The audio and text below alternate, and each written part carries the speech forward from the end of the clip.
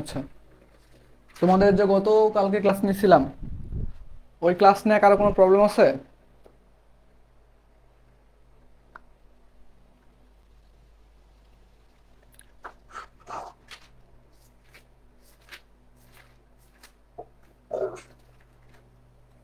আচ্ছা, এখন আমারে বলো, পীড়ন পীড়ন বলতে কি বুঝাই? আমরা পড়ছি না? আচ্ছা, তাপীয় পীড়ন কাকে বলে পড়ছি আমরা? আচ্ছা, তাপীয় পীড়ন পড়ি নাই আমরা। তাপের কারণে ধরো যে আমরা ছোটবেলাতে, তোমরা যখন ক্লাস 9 10-এ পড়ছো তখন কিন্তু একটা আমরা এক্সপেরিমেন্ট করতাম। তোমরা করছো কিনা আমার জানা নাই।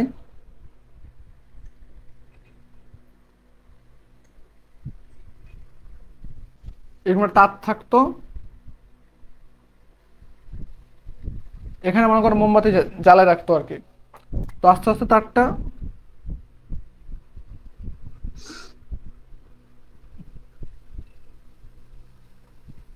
এরকম ঝুলে যেত।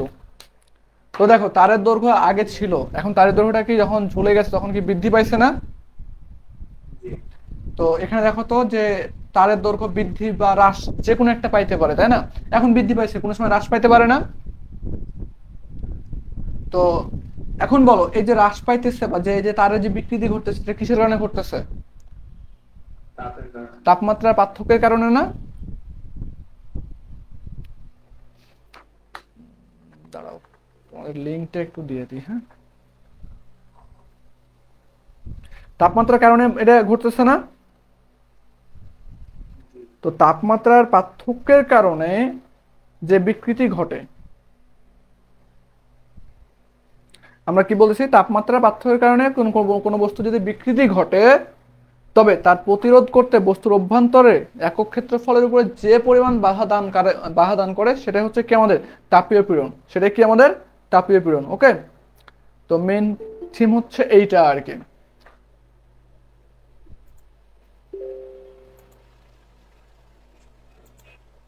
সো আশা করি এতটুকু বুঝছো। ঠিক আছে,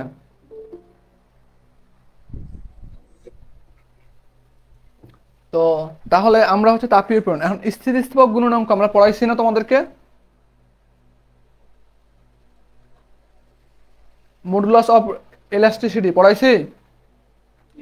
নিজেরা পড়াশোনা করো নাই? ক্লাস করার পরে পড়াশোনা করছো একজন ছাড়া, বাকি কেউ?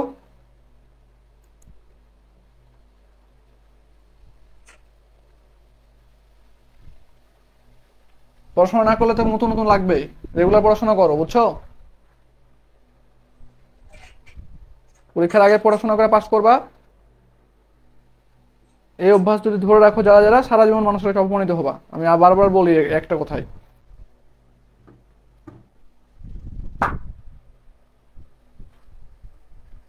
স্থিতিস্থাপক গুণাঙ্ক পড়াইছি কালকে। নিরাপত্তা সহগ কি সেটা বলছি।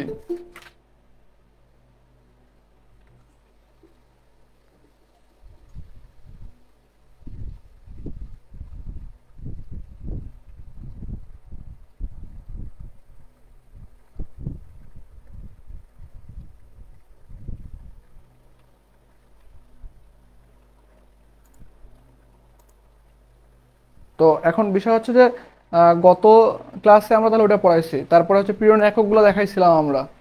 তারপরে তোমার পয়সনের অনুপাত বা পয়সনের রেশিও কি, আমরা কিন্তু তোমার হচ্ছে সেটা হচ্ছে পড়াই নাই, হ্যাঁ। তো পয়সনের রেশিও বা অনুপাত যেটা বলতেছি সেটা যদি আমরা বলি, একটু দেখো। যে কালকে আমরা একটা বস্তু,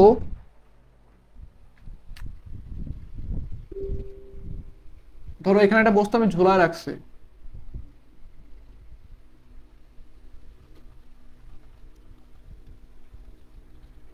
বস্তুর এখানে আমি একটা বল দিছি, এফ বল। এফ বল বা পি বল, যে কোনো একটা বল দিতে পারো, ঠিক আছে। তো আমি হচ্ছে একটা বল দিয়েছি আর কি।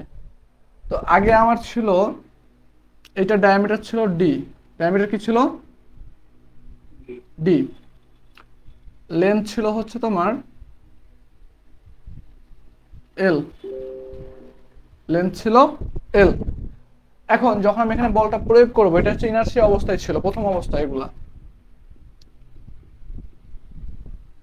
আমার এখন কন্ডিশন হচ্ছে এটা আছে, আমি এবার এফ বল দিলাম, কি বল দিলাম, এফ বল। তাহলে এফ বল যদি আমি ঝুলে থাকি এখানে, তাহলে আমার কিছুটা বৃদ্ধি পাবে না?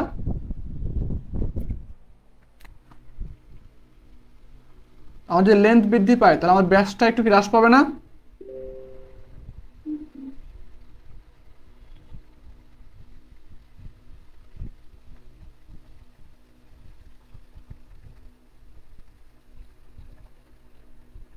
তো আমি ধরলাম এটা হচ্ছে পরবর্তীতে হয়েছে L1,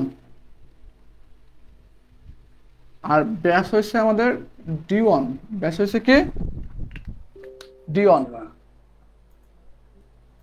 ওকে, সো ব্যাস হচ্ছে D1 হয়েছে। এবার এই যে আমাদের যে ব্যাসের যে পরিবর্তন হইতেছে, এটাকে বলি আমরা পার্শ্ব বিকৃতি। এটা বলি কি পার্শ্ব বিকৃতি। আর যে দৈর্ঘ্যের পরিবর্তন হইতেছে, এটাকে বলি আমরা কি দৈর্ঘ্য বিকৃতি বলছিলাম, তাই না?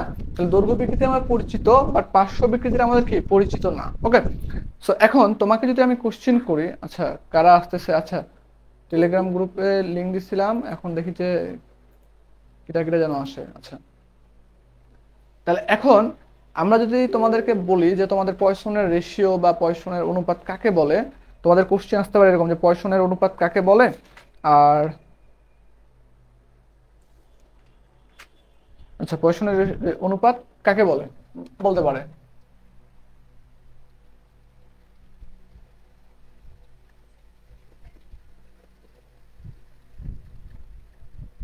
পয়সনের অনুপাত, তো এটা হচ্ছে তোমার স্থিতিস্থাপক সীমার মধ্যে পার্শ্ব বিকৃতি।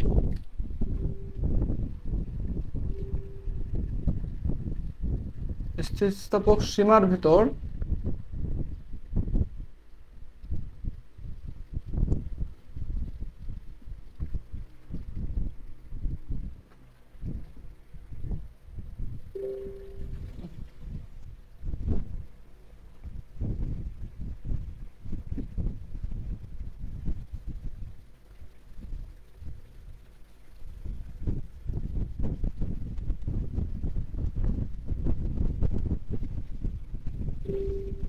পয়সনের রেশিও বলে। হ্যাঁ,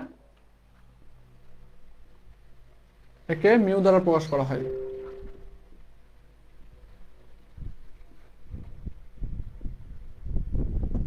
আচ্ছা, তাহলে এখন বিষয় হচ্ছে যে আমরা হচ্ছে এটার দৈর্ঘ্য বিকৃতি, অতএব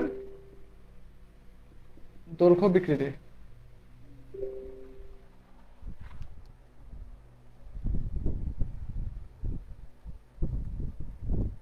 একটা মিনিট দাঁড়াও, হ্যাঁ।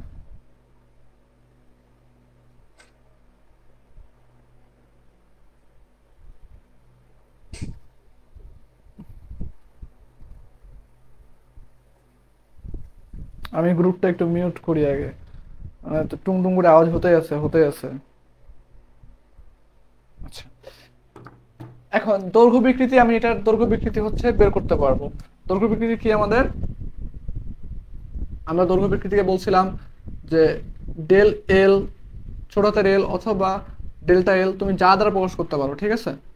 যে কি ছিল আমাদের L1 minus L divide by L, সেটাকে আমরা লিখতেছিলাম এরকম যে del L, del L by L, এটা লিখছিলাম আমরা, এটা লিখছিলাম, তোমাদের হয়তো মনে আছে। তো এখন আমাদের নতুন একটা টার্ম আসছে পার্শ্ব বিকৃতি। কি আসছে? পার্শ্ব বিকৃতি। তাহলে পার্শ্ব বিকৃতি কি হইতে পারে দেখো, পার্শ্ব বিকৃতি কি একক পার্শ্বের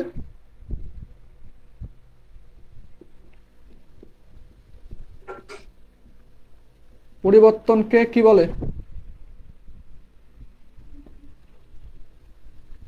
পার্শ্ব বিকৃতি বলে, ঠিক আছে? তাহলে এখন দেখো একক পার্শ্বে আগে কোন পার্শ্ব ছিল? ডি পার্শ্ব ছিল। তাহলে ডি ব্যাসের পরিবর্তন কতটুকু হয়েছে? ডি মাইনাস ডি ওয়ান লেখা যায় এটা। তাহলে এটাকে লিখতে পারি আমরা ডেল ডি লিখতে পারি, বা ছোট হাতের ডি লিখতে পারি। তাহলে একক ব্যাসের পরিবর্তন কি হবে? Del D by D. এতটুকু ক্লিয়ার সবার? এতটুকু বুঝছো? ওকে, তাহলে আমরা এখন থেকে লিখতে পারি অতএব পয়সনের রেশিও আচ্ছা পয়সনের রেশিও বাংলা আমি বাংলা লিখলাম যে মিউ লিখে দিলাম ডিরেক্ট, হ্যাঁ কারণ মিউ যদি আমি বলে দিছি এখানে, তাহলে মিউ ইকুয়াল টু কি পাইছি আমরা, পার্শ্ব বিকৃতি ডিভাইডেড বাই দৈর্ঘ্য বিকৃতি। তাহলে পার্শ্ব বিকৃতি কতটুকু পাইছি, এই যে ডেল ডি বাই ডি, দৈর্ঘ্য বিকৃতি কি আমাদের ডেল এল বাই এল। এতটুকু ক্লিয়ার? এতটুকু বুঝছো? আচ্ছা তোমাদের এই টাইপের কোনো ম্যাথ আছে দেখে লই। আচ্ছা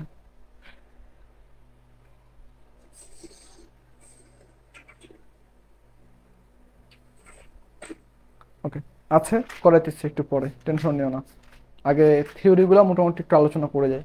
তাহলে এতটুকুর ভেতরে কারো কোনো কোশ্চিন আছে? এটা তোমাদের ম্যাথ করার সময় লাগবে আর কি এই সূত্রটা। এতটুকু ক্লিয়ার হয়েছে সবাই? আচ্ছা এখন বলো যে এই যে ডি উপরে যে ছোট আমাদের ডি, এই ডিটা এটার একক কি হইতে পারে? মিটার থাকতে পারে না? এটার একক কি? মিটার। তাহলে এর কোনো একক আছে? তাহলে বিকৃতির কোনো একক থাকে বলো তো? আচ্ছা তাহলে উপরের টুকুর একক নাই, নিচের একক নাই, তাহলে পয়সনের রেশিওর কোনো একক থাকবে? আচ্ছা তোমাদের মিউ দ্বারা প্রকাশ করতে পারে, সিগমা দ্বারা প্রকাশ করতে পারে, ঠিক আছে? যখন তোমরা ফিজিক্সে যখন পড়বা যখন, তখন হয়তো সিগমা দ্বারা প্রকাশ করতে পারে। ওকে, তোমাদের হয়তো অ্যাডমিশনে যখন আসবা তখন পড়াতে পারে, বা ফিজিক্সের বই দেখলে তোমাদের সিগমা দ্বারা প্রকাশ করতে হতে পারে, ঠিক আছে? So, আমরা যেহেতু এখানে সিগমা হচ্ছে তোমার স্ট্রেংথ অফ ম্যাটেরিয়ালসের পীড়নকেও সিগমা দ্বারা প্রকাশ করা হয়, তো ওইটা হচ্ছে তোমার তখন আমাদের কি এটা মিউ দ্বারা প্রকাশ করতে, সেই জন্য। ওকে, সো এতটুকু তো ক্লিয়ার হয়েছে তোমাদের। ওকে, তাহলে ফেসবুক লাইভে যারা ক্লাস করতেছো তাদের কোনো কোশ্চিন আছে?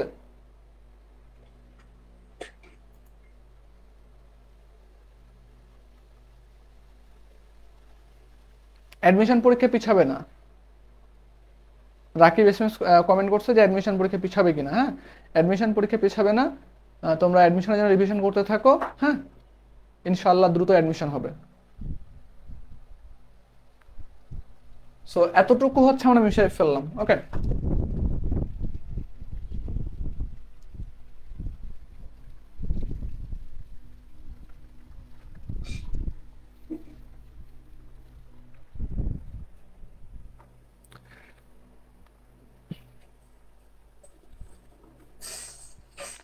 তাহলে এখন দেখো পীড়ন কত প্রকার ও কি কি, এটা আমরা মোটামুটি আমরা আলোচনা করছি, ঠিক আছে? কার্যকারী পীড়ন কি সেটাও গত ক্লাসে আলোচনা করছি। লোড কি এটা জাস্ট একটু রিডিং পড়ে ফেলবা। মডুলাস অফ রিজিডিটি কি আসলে? তো মডুলাস অফ রিজিডিটি হচ্ছে তোমার স্থিতিস্থাপক সীমার মধ্যে আমরা যে শেয়ার পিরিয়ড এবং শেয়ার বিকৃতি দেখছিলাম, এই শেয়ার পিরিয়ড এবং শেয়ার বিকৃতির অনুপাতকে হচ্ছে আমরা মডুলাস অফ রিজিডিটি বলি, অথবা দৃঢ়তার গুণাঙ্ক বলি, একে আমরা জি দ্বারা প্রকাশ করি। তাহলে আমাদের মডুলাস অফ রিজিডিটি কি বলতেছি আমরা?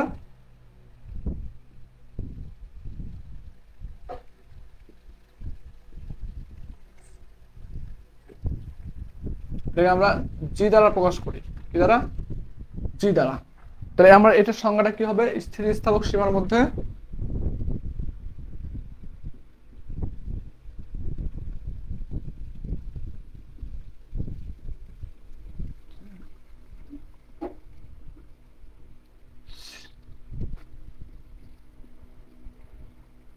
শেয়ার পীড়ন কি বলছি আমরা? স্থিতিস্থাপক সীমার মধ্যে শেয়ার পীড়ন এবং শেয়ার বিকৃতি।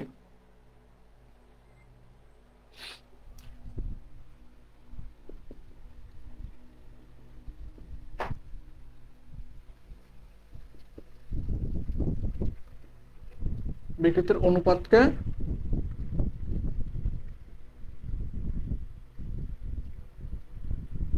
মডুলাস অফ রিজিডিটি বলে।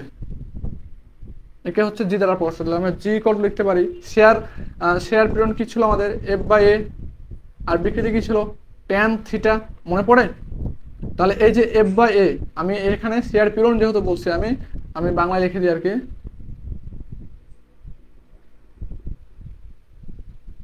শেয়ার পীড়ন বাই শেয়ার বিকৃতি। তাহলে আমরা লিখতে পারি এখান থেকে, দেখো জি ইকুয়াল টু শেয়ার পীড়ন কি এস, বিকৃতি কে ট্যান থিটা।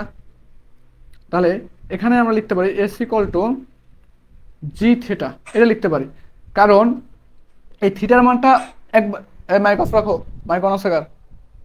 এই থিটার মানটা একবারেই নগণ্য হয়, যার ফলে আমরা ট্যান থিটা ইকুয়াল টু আমরা থিটা লিখতে পারি। Okay, tan theta equal to theta লিখতে পারি। আর আরেকভাবে যদি বলি আমরা, যে আমরা জি সমান পড়ছিলাম এরকম শেয়ার পূরণ বাই শেয়ার বিকৃতি।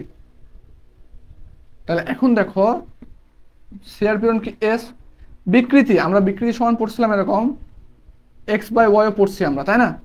তাহলে আমরা জি ইকুয়াল টু এস সমান কি লিখতে পারি এফ বাই এ, আর নিচে কে এক্স বাই ওয়াই। তাহলে এখান থেকে থাকে দেখো আমাদের G equal to F Y by X. So আমরা এটা ইউজ করতে পারবো, এটা ইউজ করতে পারবো, এটা হচ্ছে ডিপেন্ড করতেছে আমাদের ফরম্যাটের উপরে। হ্যাঁ, সো আমি আবার এই এর সমান লিখতে পারি দেখো এফ বাই এ সমান কি জি থিটা।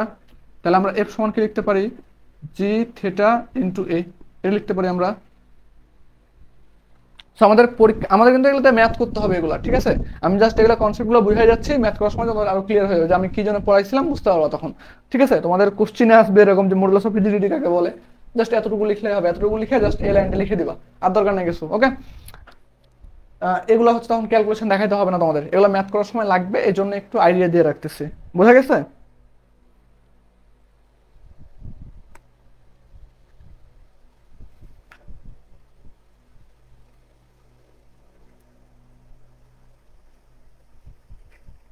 তারপরে তোমাদের কি কোশ্চিন আছে? স্থিতিস্থাপক সীমা আমরা পড়াইছিলাম। তারপরে হচ্ছে বাল্ক মডুলাসটা আমরা পড়াই নাই, ঠিক আছে? তো বাল্ক মডুলাসটা একটু পড়াই আসি তোমাদের। কালকে মনে হয় বলছিলাম, জাস্ট একটু আইডিয়া দিছিলাম।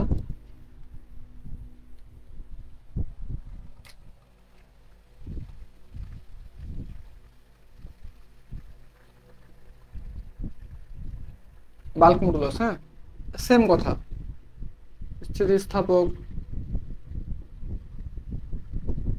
সীমার মধ্যে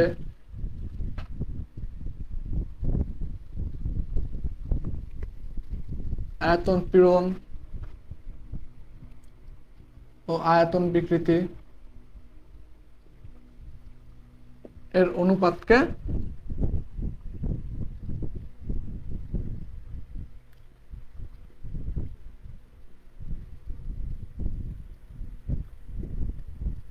বাল্ক মডুলাস বলে। একে কে দ্বারা প্রকাশ করা হয়?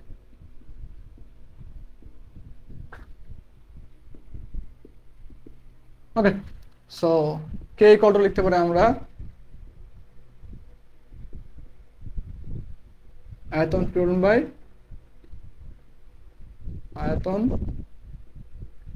বিকৃতি। তাহলে আমরা আয়তন পীড়ন পড়ছিলাম এস, আয়তন বিকৃতি পড়ছিলাম ডেল ভি বাই ভি। মনে পড়ে তোমাদের? মনে পড়ে? তাহলে কে কত লিখতে পারি F by A divide by del V by V. F by A সমান আমরা আবার লিখতে পারি দেখো কে ইকুয়াল টু, এটা আমরা হচ্ছে কি চাপও লিখতে পারি P by del V by V.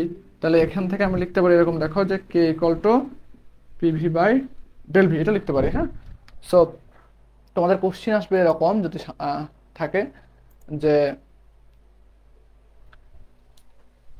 Bulk modulus বলতে কি বুঝায়, সংজ্ঞাটা দিবা, এ লাইন পর্যন্ত দিবা, এতটুকু দরকার না, এতটুকু আমাদের ম্যাথ করার সময় লাগবে আর কি। বোঝা গেছে? এতটুকু আমাদের ম্যাথ করার সময় লাগবে।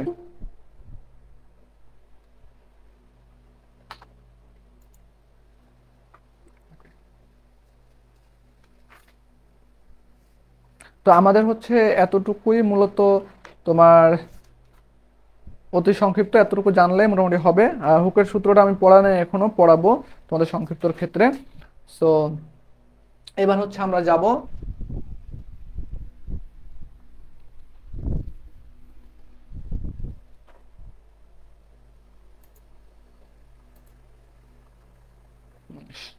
আচ্ছা, তোমাদের একটা প্রমাণ আছে সংক্ষিপ্তর জন্য, হ্যাঁ অনেক ইম্পর্টেন্ট।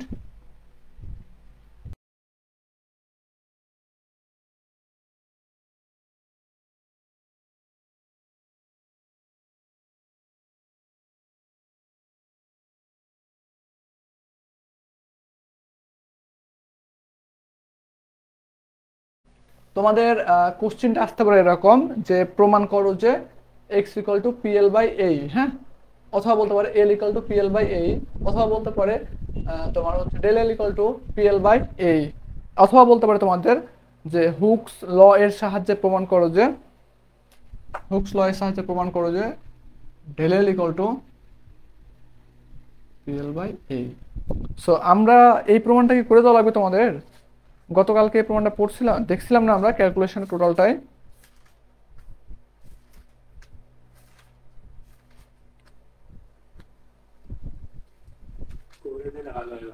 গত ক্লাসে করাইছি না?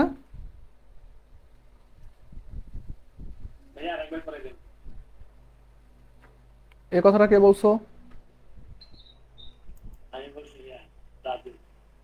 তুমি গত ক্লাসে পড়া কমপ্লিট করছো?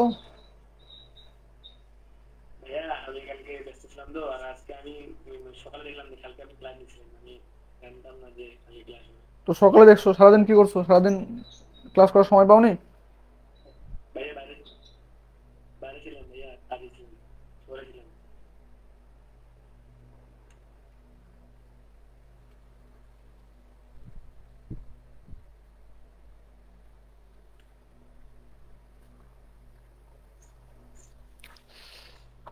আরে তোমাদেরকে মানে কি বলবো বলো, কিছু বলতে পারতেছি না, নিজেও সহ্য করতে পারতেছি না।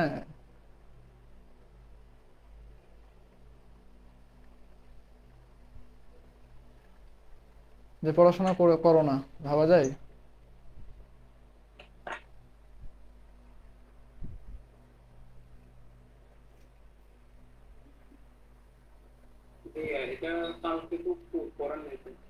অবশ্যই করাইছি আমি।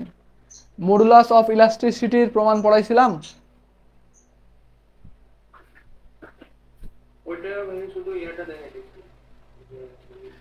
আমি এই পর্যন্ত পড়াইছিলাম, এই প্রমাণ পর্যন্ত নিয়ে গেছিলাম। আমি প্রমাণটা করলে বুঝতে পারবা, ঠিক আছে?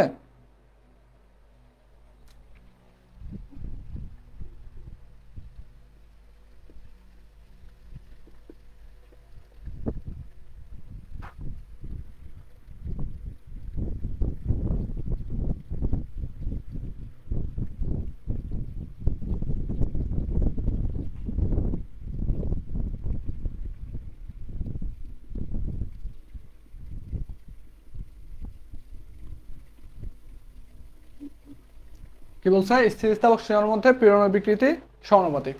তাহলে আমি যদি ম্যাথমেটিক্যালি লিখি তাহলে আমার হচ্ছে অতএব পীড়ন সমানুপাতিক বিকৃতি। তাহলে পীড়নকে আমরা এস দিছিলাম, এই সমানুপাতিক চিহ্ন যদি উঠাই দিই তাহলে এটা ধ্রুবক আসবে। আমি ধরলাম ধ্রুবক ইনটু বিকৃতি, ঠিক আছে? বিকৃতিকে তোমরা তোমার ইপসাইলন দ্বারা প্রকাশ করতে পারো, অথবা বিকৃতি লিখতে সমস্যা নাই, বিকৃতি। হ্যাঁ, তাহলে এখন দেখো এটা এই পাশে আসলে কি ভাগ হয়ে যায় না? ধ্রুবক ইকুয়াল টু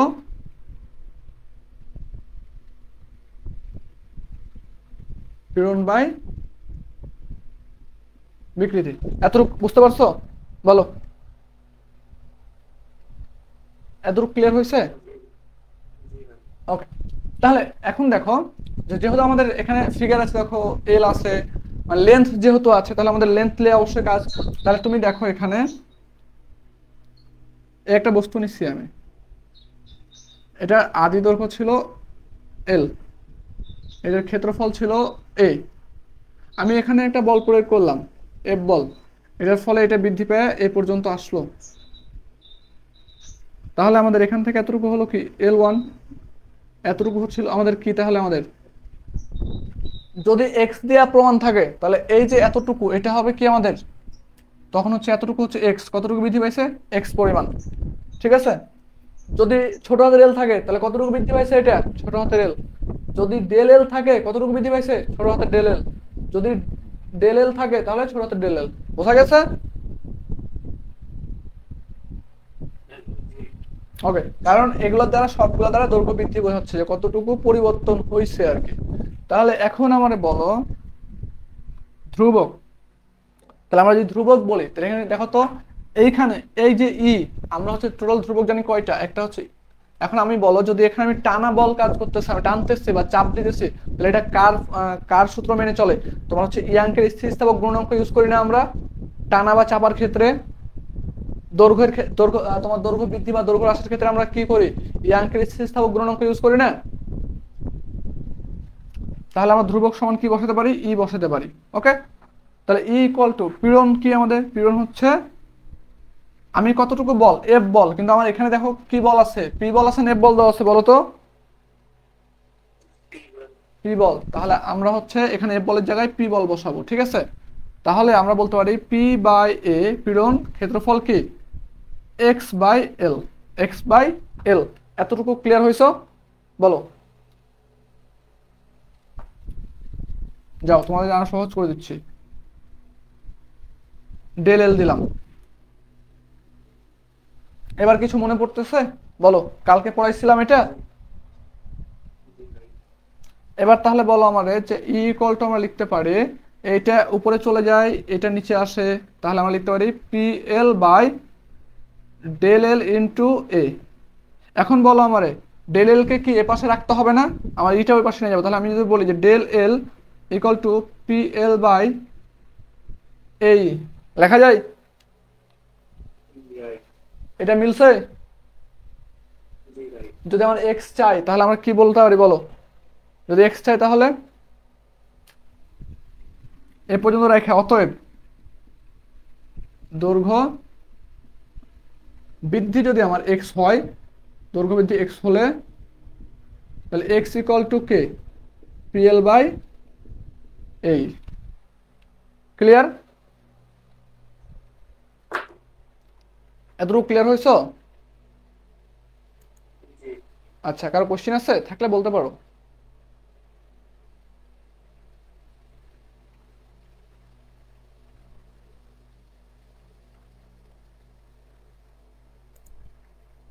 ওকে, তাহলে এটা হচ্ছে তোমাদের তোমার এটা হচ্ছে সংক্ষিপ্ততে অনেক বেশি আসে, বোঝা গেছে? এটা সংক্ষিপ্ততে অনেক বেশি আসে। তোমাদের যদি হচ্ছে আমি পড়ালাম পি দিয়া পড়াইছি, তোমাদের পরীক্ষার খাতায় আসলো এফ এল বাই এই, করতে পারবা না? ওকে, এই কোশ্চেনটা আসতে পারে, হুকসের সাহায্যে প্রমাণ করতে বলতে পারে, বা এই তো আর কি।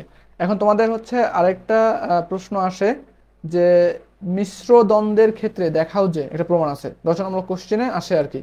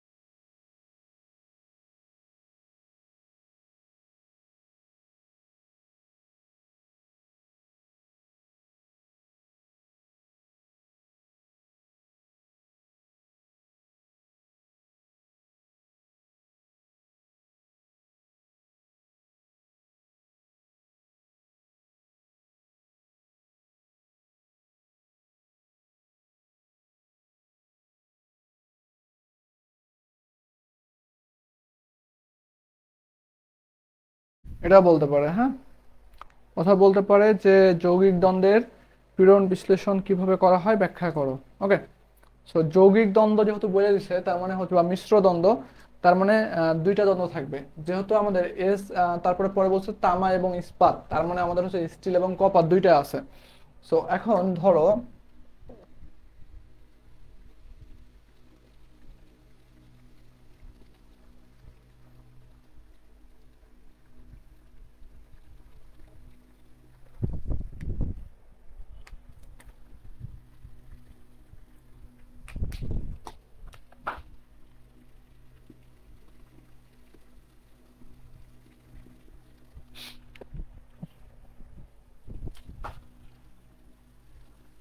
কপার এবং স্টিল দুইটা হচ্ছে আমাদের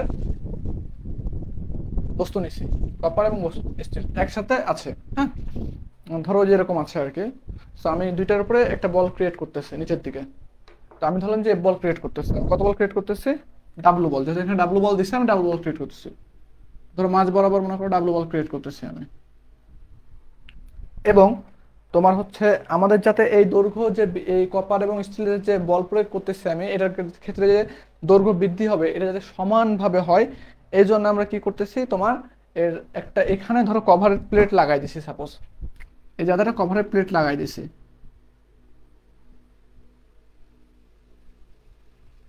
কভারের প্লেট লাগাই দিছি। সো এখন বলো আমার যে কপারের হচ্ছে অবশ্যই কপারের ক্ষেত্রফল হচ্ছে এসি হবে, এবং স্টিলের ক্ষেত্রফল হচ্ছে এস দিলাম, এস দিলাম। তো এতটুকু তো ক্লিয়ার হয়েছে, তাই না? এতটুকু বুঝছো? আচ্ছা, তাহলে এখন দেখো আগে ছিল এল, আমি ধরলাম এতটুকু বৃদ্ধি পাইছে বল প্রয়োগ করার পরে, এটা হচ্ছে ডেল এল দিলাম, কি দিলাম, ডেল এল। তাহলে কপারের যে ইয়াংকের স্থিতিস্থাপক গুণাঙ্ক যেটা হবে, স্টিলের ক্ষেত্রে সেম হবে, দুটো আলাদা ম্যাটেরিয়াল আলাদা আলাদা হবে না?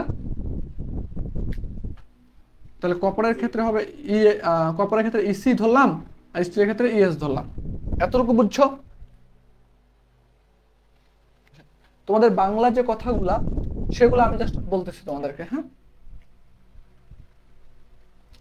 আমি সেগুলো বলতেছি। সো তোমরা একটু নোট ডাউন করে ফেলবা যে তোমার, আচ্ছা, যেহেতু আমাদের লাইভ ক্লাস হচ্ছে আমি একটু লিখে দিই ছোট করে, হ্যাঁ, তোমাদের অনেক কিছু লেখা আছে, আমি একটু লিখে দিই। আর যদি আমাকে আমার মতো করে বলতে বলো তাহলে আমি বলে দিচ্ছি, হ্যাঁ, যে চিত্র দেখে আর কি, যে মনে করি একটা হচ্ছে আমাদের মিশ্র বা যৌগিক দ্বন্দ্ব নিয়েছি যেখানে কপার এবং স্টিল আছে, কপারের ক্ষেত্রে ক্ষেত্রফল হচ্ছে এসি ধরছি, এবং কপারের হচ্ছে ইয়াংকের স্থিতিস্থাপক গুণাঙ্ক আমরা ইসি ধরছি।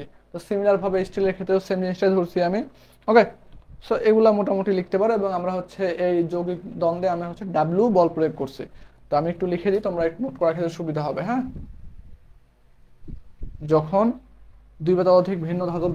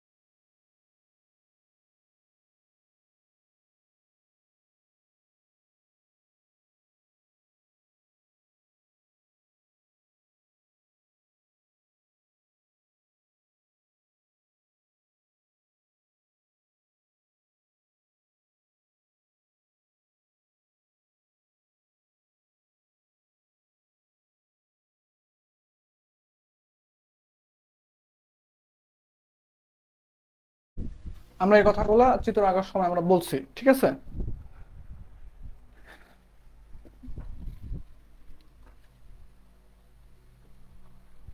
চিত্রে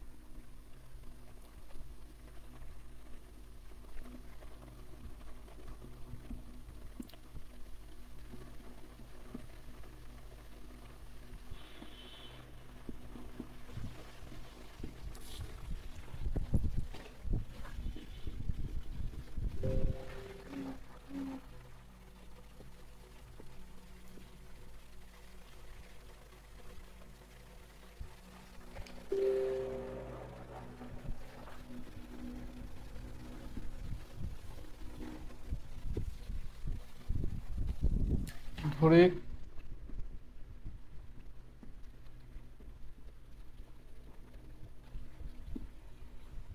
কপার ও স্টিলের ক্ষেত্রফল, পীড়ন ও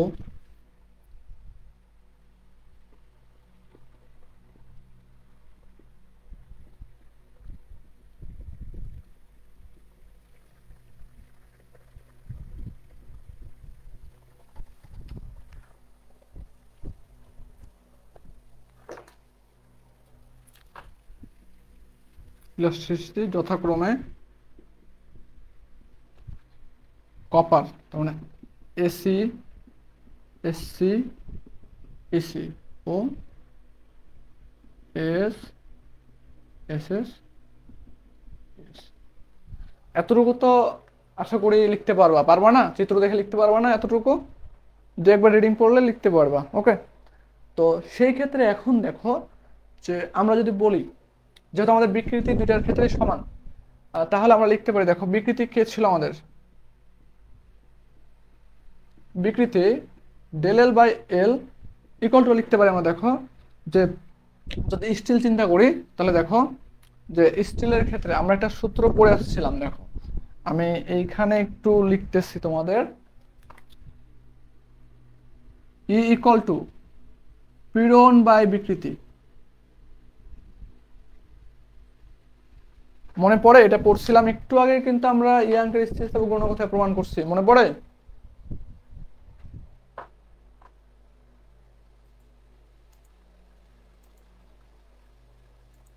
এই তোমরা ঘুমাই গেছো নাকি? রেসপন্স করো না কেন?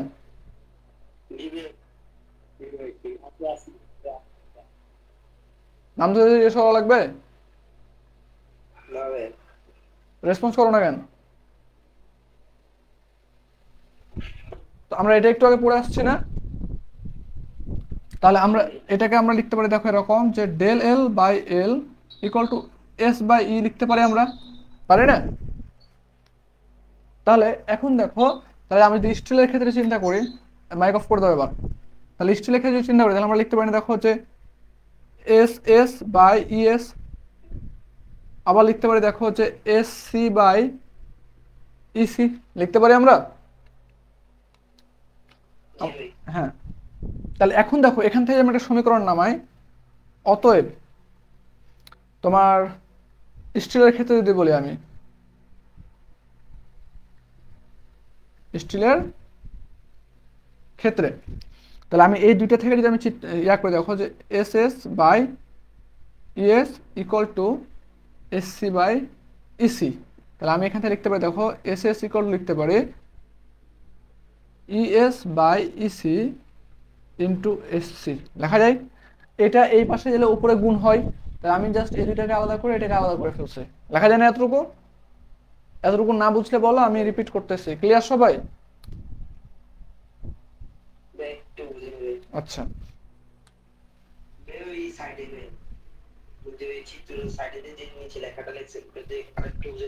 এটা এটা তো 3 দিন ধরে এটাই পড়াইতেছি।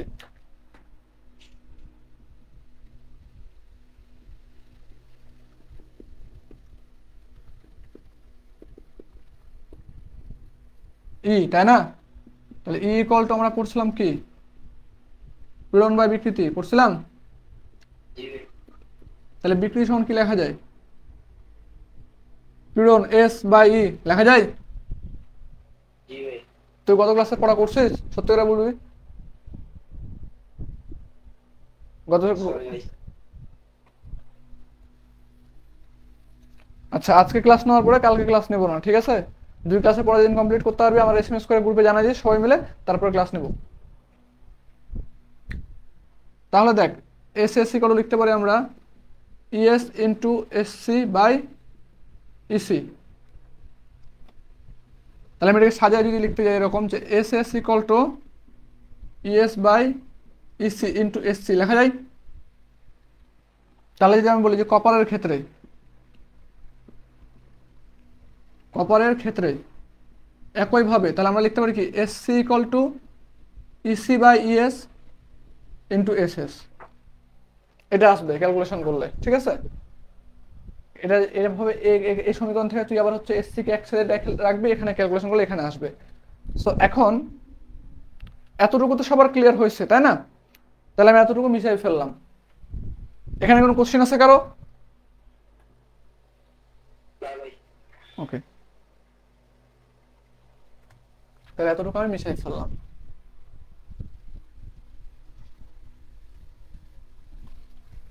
তাহলে এখন আমার বলো যে আমি যেখানে ডাব্লু বল প্রয়োগ করতেছি, এই ডাব্লু বলটা আমার এখানে কিছু কাজ করতেছে, এখানে কিছু কাজ করতেছে না?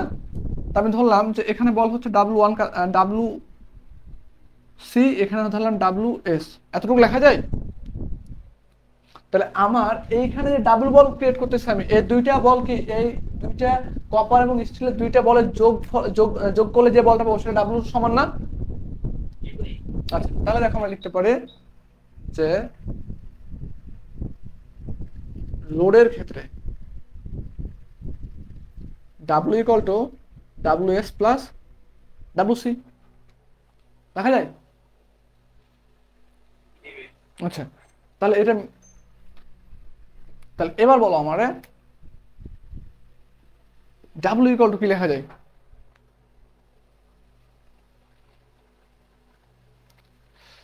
আমরা ছোটবেলায় পড়ে আসছি, দেখো পীড়ন S equal to F by A, মনে পড়ে? আচ্ছা, তাহলে যদি আমরা স্টিলের ক্ষেত্রে চিন্তা করি তাহলে এস এস ইকুয়াল টু কি এফ এস, তো এফ এস বলতে এখানে কতটুকু বল ক্রিয়েট করতেছি আমরা, ডাব্লু এস বাই এস, লেখা যায় এটা? তাহলে আমরা এখানে ডাব্লু এস এর মান বসাবো, তাহলে ডাব্লু এস সমান আমরা কি লিখতে পারি দেখো, W S equal to S S into S, লেখা যায়? তাহলে ডাব্লু সি এর একইভাবে ডাব্লু সি ইকুয়াল টু কি এস সি ইন্টু এসি, লেখা যায়? তাহলে এখানে মানগুলো বসাও, S S into S plus S C into AC, এতটুকু বুঝছো? ওকে, তাহলে এইবার আমার কথা, এখানে আমার হচ্ছে এসএস দেওয়া আছে, হ্যাঁ, বাট আমরা প্রমাণ করবো এখানে দুইটা, এখানে এসএস থাকতে পারে, এসসিও থাকতে পারে, আমরা দুইটাই প্রমাণ করব। ওকে, তো এখন দেখো প্রথমে আমি এই এসএসটা হচ্ছে প্রমাণ করব। তো এসএস যদি প্রমাণ করতে চাই আমি, তাহলে হচ্ছে এসসি এর জায়গায়, আমরা কি বসাবো, তাহলে এসসি সমান আমরা কি জানি, EC by ES into SS, জানি না? তাহলে এই মানটা ওখানে বসাই দেবো, ডাব্লু ইকুয়াল লিখতে পারি আমরা, দেখো যে এস এর জায়গায় হচ্ছে EC into SS divided by ES into, লেখা যায় এটা? এইখানে জাস্ট এই মানটা বসাইছি, এটুক বুঝছো? না বুঝলে বলো। প্লাস এসসি ইন্টু এসি, তাহলে আমি এটা মিশাই ফেললাম, হ্যাঁ। এখন আমার, হ্যাঁ বলো।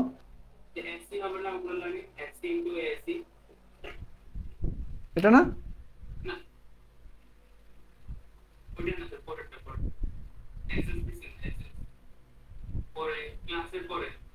আচ্ছা আমরা এস এর মান বসাবো না, এটা না, এস এর মান হ্যাঁ। আচ্ছা দেখো, আমরা এস এর মান বসাবো, এস এর মান হচ্ছে আমার, আচ্ছা আমি বলি দাঁড়াও, আমরা যে কোনো, আমরা হচ্ছে এস এর মান বসাবো, ঠিক আছে, এস এর মানটা বের করবো, তাহলে এস রেখে দিলাম, হ্যাঁ, প্লাস এসসি এর মান কি, এটা না, তাহলে এসসি সমান ওটা বসাবো আমরা, যে EC by ES into SS, এই টোটালটার সাথে আবার কে গুণ আছে, এসসি গুণ আছে না? ওকে, তাহলে এখন এসএস কমন যাই, আমি আরেকটু ভেঙে দিই তোমাদেরকে, হ্যাঁ, এস প্লাস, এটা যদি আমি ইয়া করে দেখো, S EC plus SS plus না ইন্টু ইন্টু হচ্ছে এসি বাই ইএস, লেখা যায় এটা? ওকে, তাহলে আমরা এখান থেকে দেখো এসএস যদি কমন নিই আমরা, আমরা কি কমন নিব, এস এস। ওকে, তো তার আগে আমরা লসাগু করে ফেলি। তাহলে ডাব্লিউ ইকুয়াল টু লসাগু করলে এটা এটা এর নিচে কিছু না, মানে কি ওয়ান আছে না, তো এটা লসাগু করলে দেখো তো এরকম আসে না যে S S into A S into ES plus EC into S S into AC divided by ES লেখা যায়। এখন এটা এ পাশে নিয়ে আসো, তাহলে এটা পাশে গুণ হয় না, এটা W ES equal to S S common now, তাহলে আমার থাকে K S ES plus AC EC লেখা যায়। এবার এখান থেকে এখানে আসো, এইটা এইটুকু এ পাশে আসলে কি গুণ হয় না ভাগ হয়, তাহলে এস এস ইকুয়াল টু লেখা যায় দেখো W ES divided by S ES plus AC EC লেখা যায়। প্রমাণ হয়েছে? আচ্ছা, এখানে কোনো কোশ্চেন আছে কারো?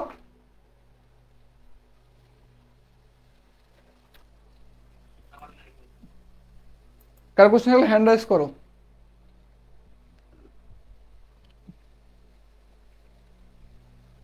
আচ্ছা,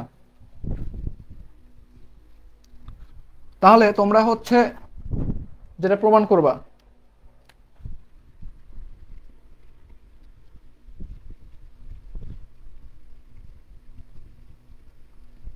দেখাও যে SC equal to W EC divided by S ES plus AC EC, এটা তোমরা হচ্ছে করবা, এটা প্রমাণ করবা তোমরা। ক্লিয়ার? আমি বুঝতে পারছি? হ্যাঁ, নিচেরটা সবসময় একই থাকবে। আর এই সূত্র আর এই সূত্র দিয়ে তোমাদের ম্যাথ করতে হবে, ঠিক আছে? এই চ্যাপ্টারে ম্যাথ করতে হবে। তোমাদের এই চ্যাপ্টার আছে কিনা আমি এখনো দেখি নাই সবগুলা ম্যাথ আর কি। এখন হ্যাঁ হ্যাঁ, এগুলো ফার্স্ট চ্যাপ্টারের। আমাদের ফার্স্ট ফার্স্ট চ্যাপ্টার শেষ করতে এখনো 2টা ক্লাসের উপর লাগবে, 2 থেকে 3টে ক্লাস লাগবে আমাদের। হুম,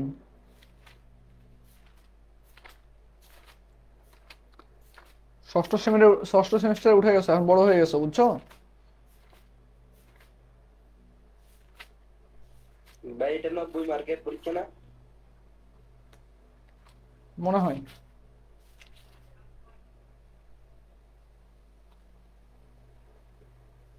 20, 30, 50 আর 40, 90, হ্যাঁ 90। সো এটা তোমরা প্রমাণ করবা, ওকে?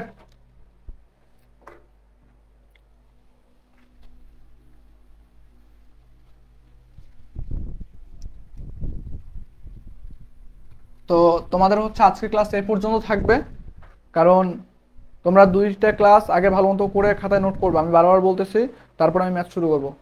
তোমরা গ্রুপে অনেকেই আছো, ঠিক আছে?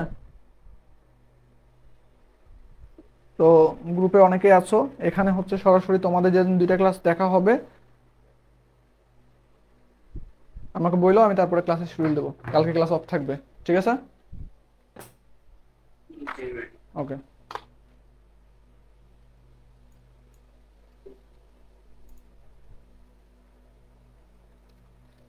তোমরা মেকানিক্যাল ষষ্ঠ পর্বে যারা ক্লাস করতেছো তারা আমাদের কোর্সে এখনো এনরোল চলতেছে, এনরোল করতে পারো। তো এনরোল করার জন্য তোমাদের যেটা করতে হবে, mechanical power RAC automobile mechatronics course fee হচ্ছে তোমাদের 1850 টাকা,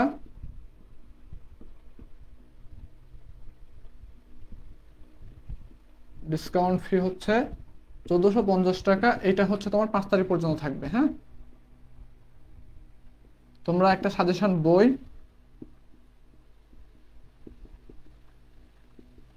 টি শার্ট এবং সাজেশন বুক পাবা ফ্রিতে সাজেশন বই পাবা, হ্যাঁ আমাদের পক্ষ থেকে একটা গিফট পাবা আর কি। আর 6 তারিখ থেকে তোমাদের কোর্স ফি হবে